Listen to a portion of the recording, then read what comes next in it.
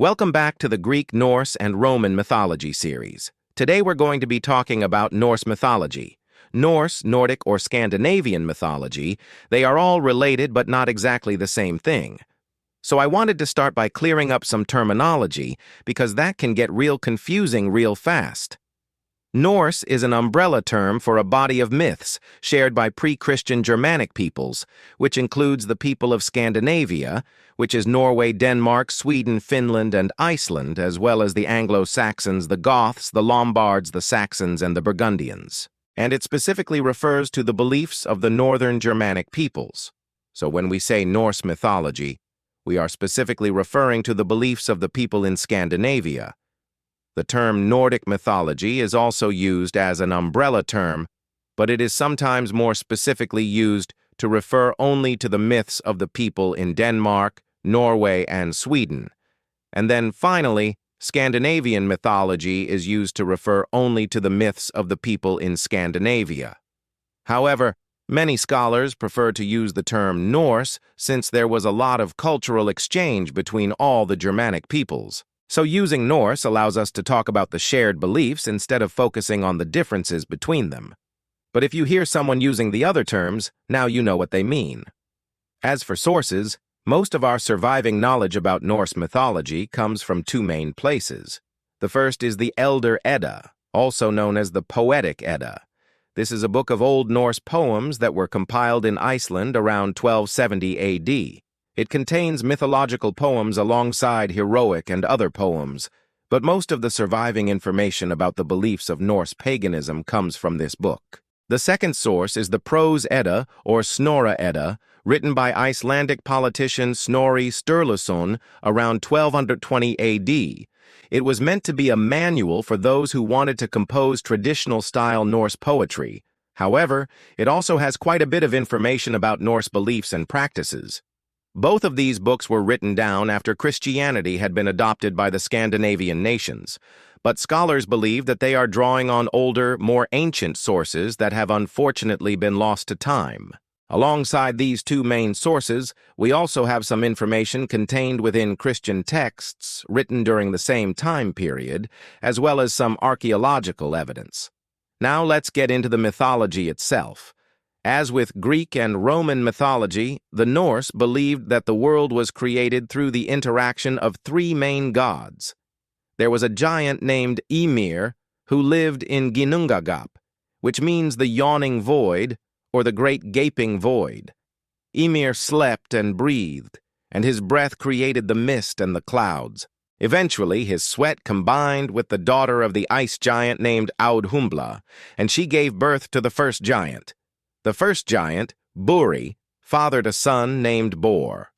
And Bor, along with his two brothers, Vili and Ve, went out into the world to see what to do with all of this new creation. They came across the giant Ymir, who was floating in the same gaping void where he had previously slept.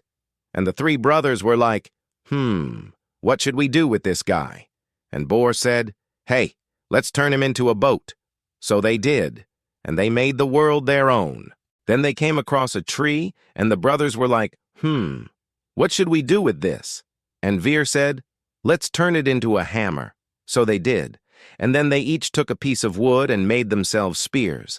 And then they were like, perfect, we're all set. So they sailed away in their boat until they came to the land of Kvasir. And if you've watched any of my other videos, then you might remember Kvasir from the video on mead. He was the dwarf who brewed the first mead, and he lived in a place called Gnipa. And so the gods landed their boat on the shore and went to find Kvasir, and they asked him if he could make them some mead. And he was like, yeah, no problem. Let me just go over here and milk this crazy goat. Its milk will be the base for the mead, and then I'll put it in the cauldron to ferment. And then the gods were like, hold up, wait a minute. Why are you milking that goat? That's no ordinary goat. That is a magical goat named Heidrun, and she belongs to the giants. When Quasar realized what he had done, the gods killed him, ground him up, mixed his remains with water, and drank it, which granted them wisdom and poetry. So now the gods had both the mead of poetry and the mead of wisdom. and they used these two meads to become the first skalds, the first poets, and they used their wisdom and their poetry to create the world. There were two main races of beings in Norse mythology, the Aesir and the Vanir. The Aesir were led by the chief god Odin, and they mainly lived in Asgard, although some also lived in Vanaheim. The Vanir were led by the chieftain Njorth, and they mainly lived in Vanaheim, although some also lived in Asgard. These two groups originally had a big falling out, but eventually they made up, and Odin even married a giantess named Frigg, who was also considered a goddess of the Vanir, so maybe that's how Odin got his wisdom. So now let's talk about some of the other beings of Norse mythology. First, there was Mimir. Remember him from the video on wisdom? He was the guardian of the Well of Wisdom in Utgard. Next, there were the elves. They were a race of beings who lived in the forest and were skilled in magic. There were two types of elves, the light elves or the light folk who lived in the south and were associated with summer and fertility, and the dark elves or the dark folk who lived in the north and were associated with winter and death. Next, there were the dwarves. They were a race of beings who lived in caves and were skilled in crafts, smithing, and magic. Some of the most famous dwarves include Kvasir, Durin, and Brok. Then we have the trolls. They were a race of beings who looked like giants, but they were usually smaller, stronger, and smarter than giants. They were mostly solitary creatures who lived in caves, but occasionally you would find troll communities living in huts made of stone or wood. Sometimes trolls were portrayed as chaotic neutral, helping out whoever they felt like, but other times they were outright evil. The Norse really couldn't decide if trolls were good or bad. In some stories, trolls were even descended from Loki, so maybe that explains it. And finally, let's talk about the giants or the Jotnar. Giants were a race of beings who were incredibly strong, tall, and dumb. They were pretty much the Norse version of the Titans. And just like the Titans, they were enemies of the gods. In fact, most of the trouble that the gods got into was because of their interactions with giants. Luckily, the gods had a few tricks up their sleeves that they used to trick the giants, and we'll talk about some of those in future episodes. But now let's talk about humanity. Humans were created by the gods from ash trees and named them Ask and Embla. They were given life by Odin, love by Freyja, spirit by Heimdall, strength by Thor, skill by Idun, and beauty by Frigg. So humans were basically created as vessels for the gods to play with. And I mean, honestly, that's kind of how the gods treated them. I'm sure most of us have heard about Thor, Odin, or Loki from the god of thunder, the All-Father and the trickster god, respectively. But if you're looking for a complete picture of Norse religion, there are many more deities and figures to know about. So let's take a closer look at Norse mythology. If you prefer the term Nordic or Scandinavian mythology, that's totally fine too, because they all refer to the same thing.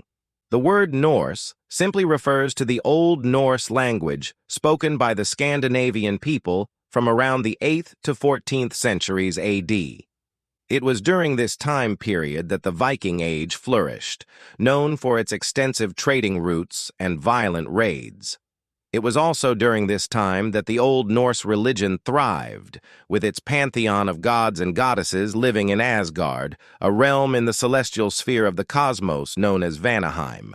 As a source for our knowledge of Norse mythology, we have the Elder Edda, a collection of poems written between the 10th and 13th centuries that include some of the mythological stories passed down through generations by word of mouth.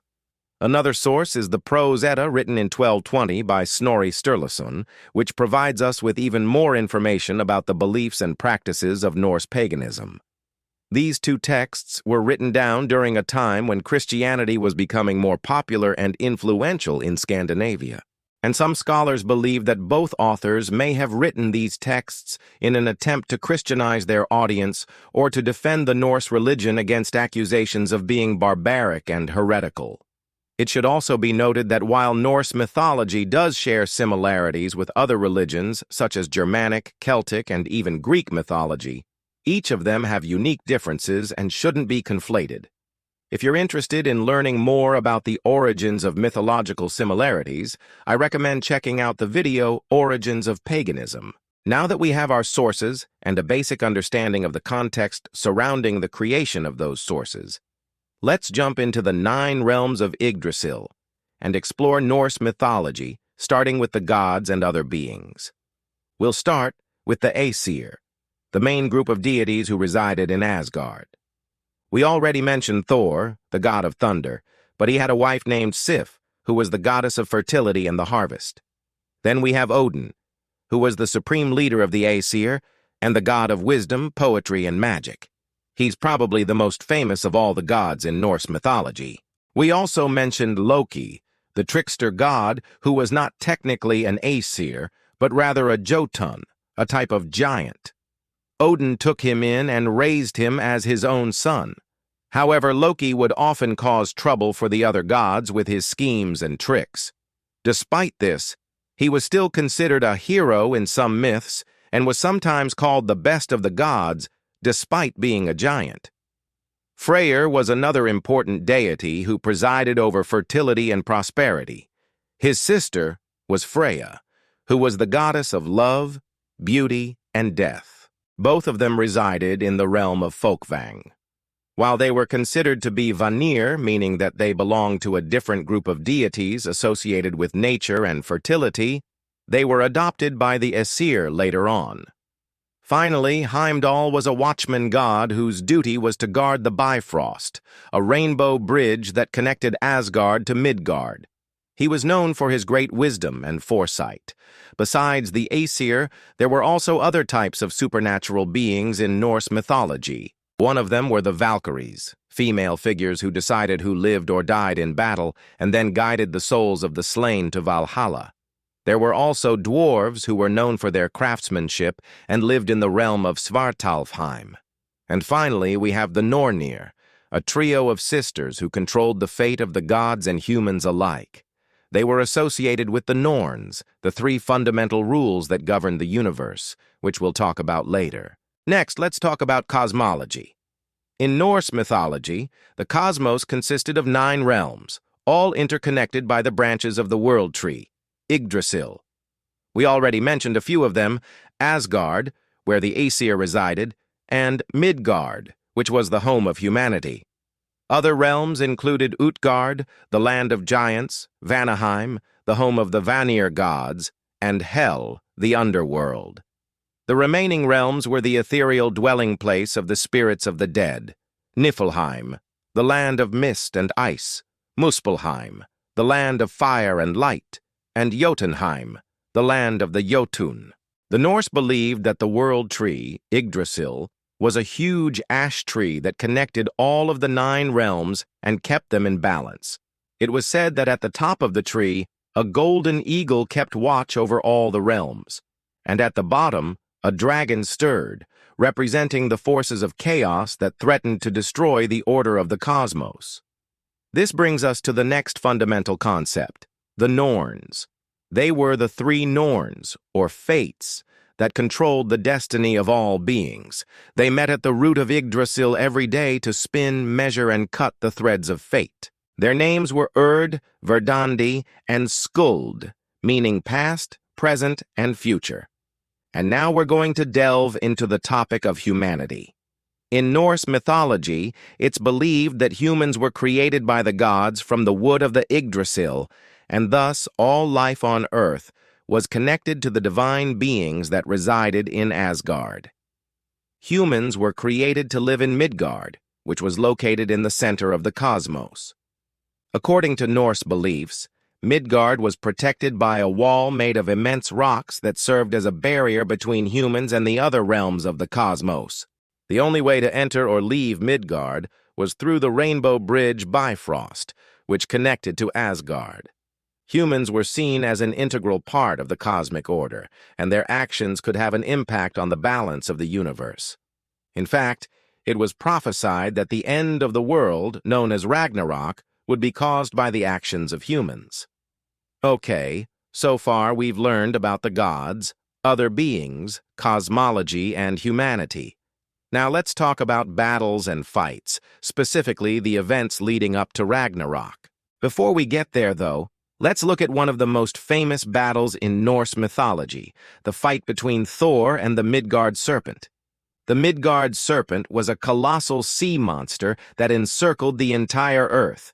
It was so large that when it lifted its head up out of the water, it could devour entire villages. Thor, who was the god of thunder, decided to take matters into his own hands and slay the beast once and for all. Using his magical hammer Mjolnir, he struck the Midgard serpent across the head, killing it instantly. However, the serpent's venom was so powerful that it caused massive earthquakes and floods. Thor knew that he had to make one final stand to protect the people of Midgard. With the help of his allies, he managed to lift the serpent's heavy body onto a nearby mountain, where it remained until Ragnarok. Speaking of Ragnarok, let's talk about what happens next. During Ragnarok, the Midgard serpent re-emerges from its grave and unleashes its fury upon the realm of Asgard. Its venomous breath causes widespread destruction and poisons all of the rivers and wells, killing many of the gods and mortals alike. Thor, however, is prepared for this attack. Using the last of his strength, he calls down a mighty bolt of lightning and strikes the Midgard serpent once again, killing it and ending its reign of terror. With the Midgard serpent defeated, Ragnarok comes to an end. The surviving gods and mortals gather together to rebuild their lives and create a new world free from fear of the serpent's wrath. And lastly, let's talk about rituals. Although Norse mythology was primarily an oral tradition, there were some rituals and customs that were associated with its beliefs. Many of these practices centered around the worship of the gods and the veneration of the natural world. One example was the practice of offering sacrifices to the gods, which usually consisted of livestock such as pigs, cattle, or sheep. These sacrifices were often made at sacred groves or natural landmarks that were considered to be holy. Another important ritual was the celebration of the Yule festival, which honored the winter solstice and the return of the sun. During Yule, people would decorate their homes with greenery and exchange gifts. They would also feast and drink in honor of the god Odin, who was associated with wisdom, poetry, and magic. In addition to these rituals, the Norse people also had a strong belief in the power of runes, which were ancient Germanic characters that were used as a form of divination and magic. Rune stones were often erected in sacred groves or near burial mounds as a way of invoking the power of the runes. Overall, the Norse people had a deep reverence for the natural world, and their religious practices reflected this belief. They saw the gods as being deeply connected to the forces of nature, and they sought to honor them through rituals that celebrated the cycles of the seasons and the power of the elements. So there you have it, a brief overview of Norse mythology. If you enjoyed this video, please don't forget to like and subscribe. And if you'd like to learn more about other mythologies, just search for the corresponding origin myth. Thanks for watching.